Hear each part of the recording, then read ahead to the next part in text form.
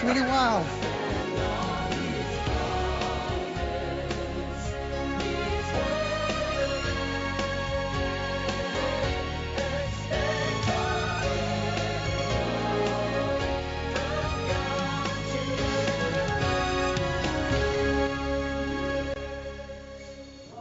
Bienvenue dans notre émission « Attends-toi à ton miracle ».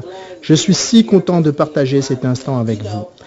Savez-vous que c'est maintenant le temps pour vous d'être complètement guéri par le Saint-Esprit?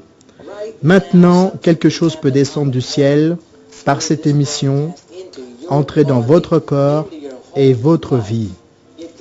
Cela peut se produire comme ça, parce que Dieu est fidèle. Dieu n'agit pas en fonction de vos émotions, mais en fonction de votre foi. Si ce soir vous pouvez seulement avoir un peu de foi, vous n'avez pas besoin d'avoir beaucoup de foi, simplement la taille d'une graine de moutarde. C'est tout ce dont vous avez besoin. La plus petite graine peut déplacer des montagnes. Et je crois que vos montagnes vont être ôtées. La semaine dernière, nous avons présenté des miracles de création. Souvenez-vous, dans notre émission la semaine dernière, le doigt d'une petite fille du Texas et cet homme de Californie qui a reçu un miracle dans son œil. Devinez quoi?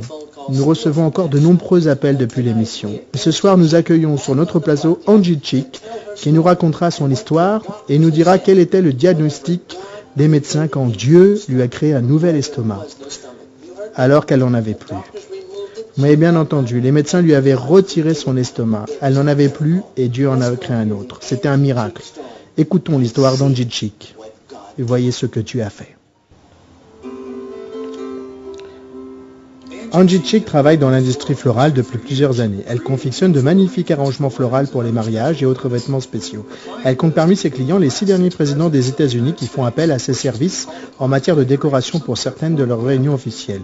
Aujourd'hui, Angie tient une boutique de fleurs près de la plage de Pittsburgh, en Floride. Sa carrière était toute sa vie, mais sa vie a pris un tournant tragique suite d'un incident survenu au cours d'une opération bénigne il y a 2 ans de cela. Le 24 octobre 2002, je devais subir un pontage gastrique.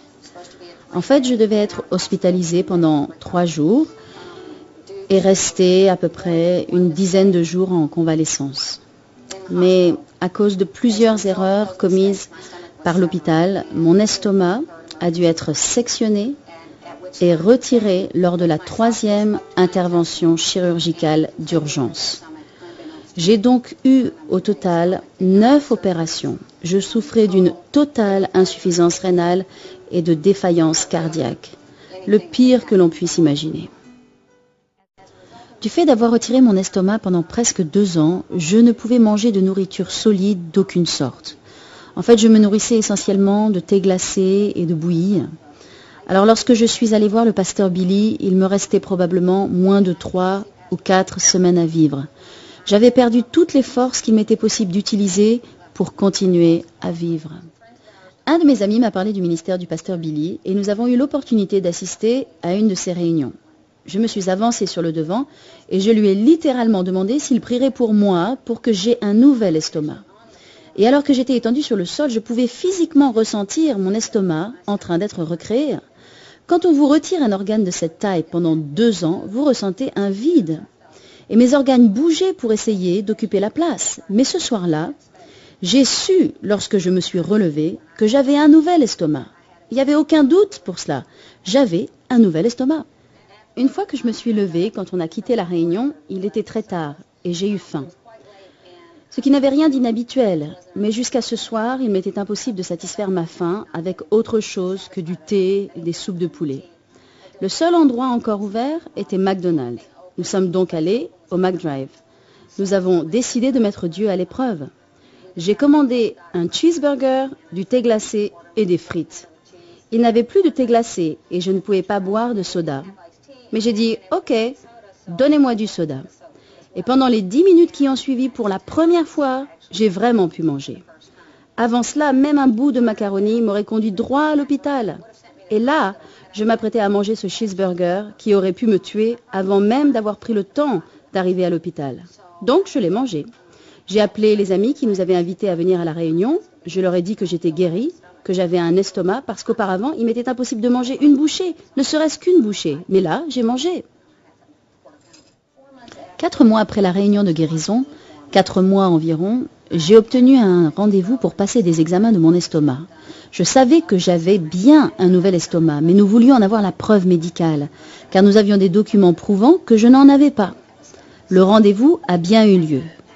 En raison des autres traumatismes, mes reins étaient très endommagés. Et au mois de juin, le diagnostic des médecins signalait une maladie avancée du foie qui nécessitait une transplantation. Après avoir fait tous les examens nécessaires, les ultrasons, l'échographie, nous avons finalement obtenu un certificat attestant que mon estomac fonctionnait bien et que j'avais bien un estomac.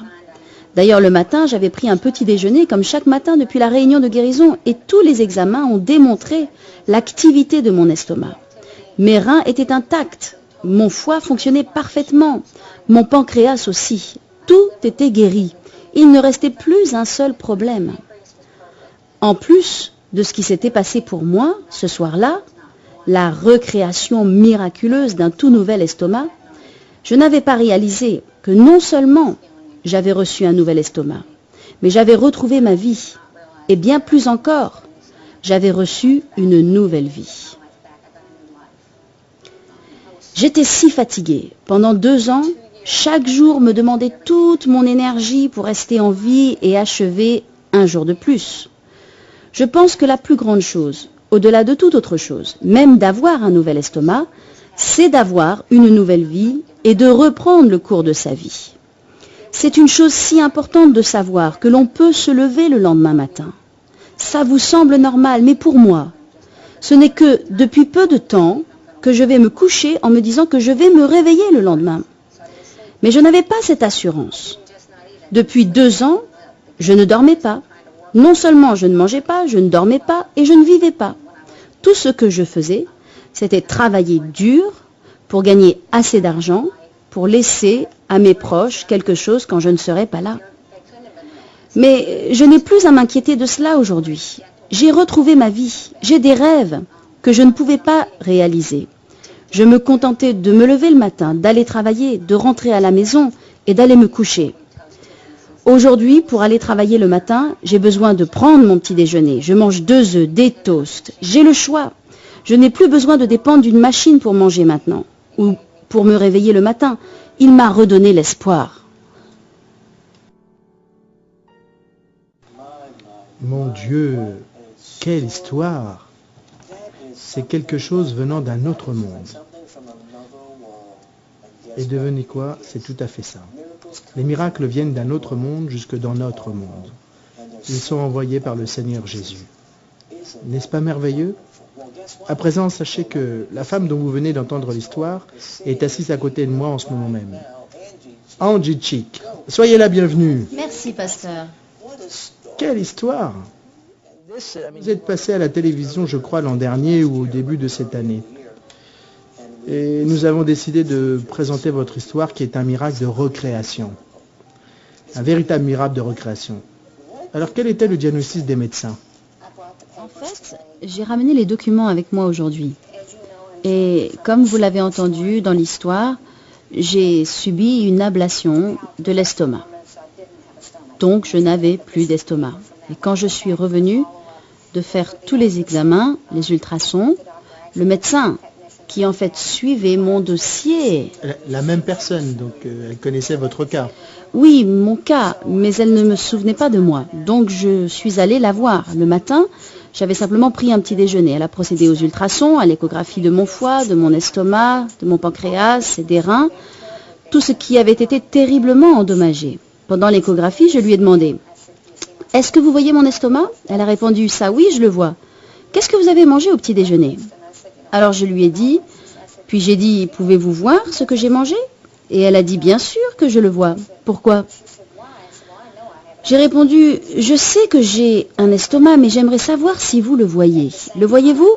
« Oui, juste là. » Et en même temps, j'ai reçu les résultats des ultrasons et j'étais si heureuse parce que selon le précédent rapport, le diagnostic disait que j'avais une maladie du foie avancée, de nombreuses lésions aux reins dues aux erreurs commises. Maintenant, mon abdomen, mon estomac, mon foie, mon pancréas, mes reins, tout était redevenu normal à 100%. La zone abdominale qui avait été endommagée était entièrement normale. En fin de compte, je suis en meilleure santé aujourd'hui que je ne l'étais. Un miracle de recréation par Dieu. Vous qui regardez en ce moment notre émission, vous avez peut-être un besoin bien moins conséquent que celui d'avoir un nouvel organe. Que votre foi se lève maintenant. Ceux d'entre vous qui attendaient une transplantation cardiaque, rénale, quel que soit le type de transplantation, croyez en Dieu maintenant pour qu'il vous donne un rein. Croyez en lui. C'est lui qui vous a créé, qui a créé chaque organe de votre corps. Pourquoi ne pourrait-il pas vous en créer un autre à vous aussi? Certains détails de votre vie ont dû changer. Racontez-nous ce qui a changé. C'est toute ma vie qui a changé. Pendant 2 ans, je ne pouvais pas aller au restaurant car personne n'aurait voulu y aller avec moi de peur de se sentir mal à l'aise, de pouvoir manger ce que moi je ne pouvais pas manger. En fait, personne ne voulait aller nulle part avec moi et pour des chrétiens, sortir est une chose importante. J'en ai vraiment souffert. Mais aujourd'hui, tout a changé, pasteur. Je suis devenu membre de votre église où j'ai trouvé une famille. À nouveau, j'ai un endroit où aller et un but. Je n'avais plus aucun but. Je me contentais d'essayer de vivre jour après jour. C'est vraiment formidable. Absolument, tout a changé. Pas simplement une facette, mais chaque facette de ma vie. Waouh! Vous avez dû être affecté sur le plan émotionnel. Bien sûr, absolument. Je n'ai pas honte de dire que la seule chose que j'ai demandé dans mes prières était « Seigneur, permets-moi de vivre une nuit de plus ». J'étais persuadée que Dieu allait m'en sortir. Donc, vous frôliez la mort chaque jour? Absolument chaque jour. Je me forçais de vivre un jour de plus. En essayant d'aller le plus loin possible. Oui, le plus loin possible. J'arrivais à la fin de ma course et ce soir-là, je savais que c'était la fin. Plusieurs signes me le montraient. Je le sentais dans mon corps. Et tout ce que vous avez fait, c'est venir à une réunion.